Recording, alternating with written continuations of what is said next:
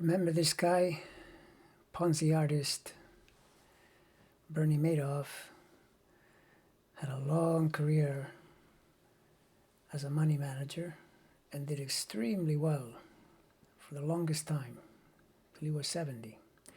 But it illustrates how things go really, really well until they don't.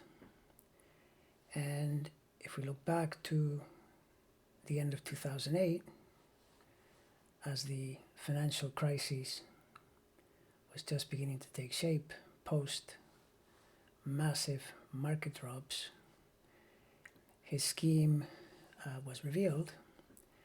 And this chart is very interesting. It shows you how apparent good cycles are not good at all, depending on the condition of the planets at birth. The most striking is when we see his Pluto in late Cancer in the 12th sign, which is the house of prisons. And you notice that Pluto entered Capricorn in 2008, and as he was being sentenced to prison for life, it was trining, or about to trine his moon. If you had looked at this years before, you might have said, well, when Pluto enters Capricorn, that'll be good for you because it'll trine all your Taurus planets, all your money planets, and you could do quite well.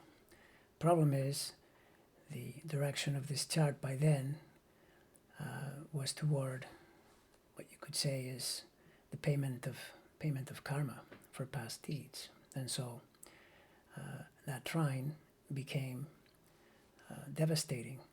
And you can see that if you look at the natal Pluto, it's in the 12th, the prison house, and it's squaring his Mercury. Mercury is the lord of his 11th and 2nd. The 11th is a money house, income from career, income from 10, and the 2nd is the personal income house. So it's a double ruler.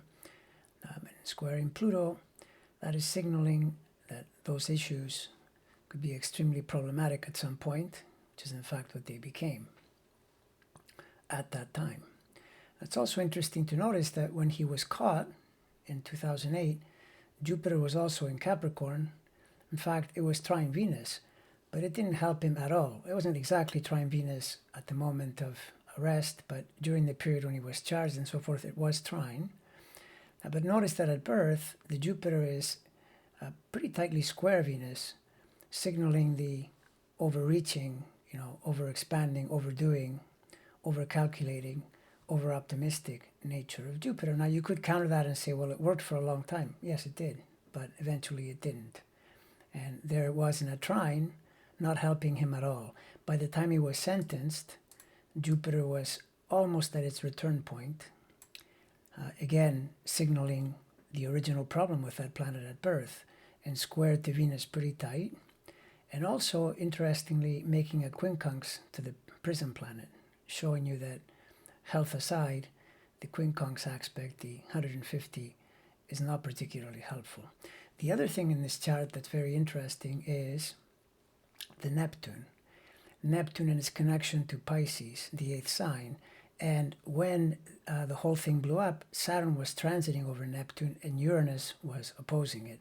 Neptune is the planet that enables you to basically cast illusions, cast spells over people, create a reality for them, and get them to do something, at least on that level. And you notice that it's trine, kind of a general way. There's no planet at 18 degrees, but if you take Venus and Sun together, the Sun-Venus midpoint, which is very important because Sun is the Sun, rules the ascendant, and Venus rules the midheaven. So the Sun-Venus midpoint is very important.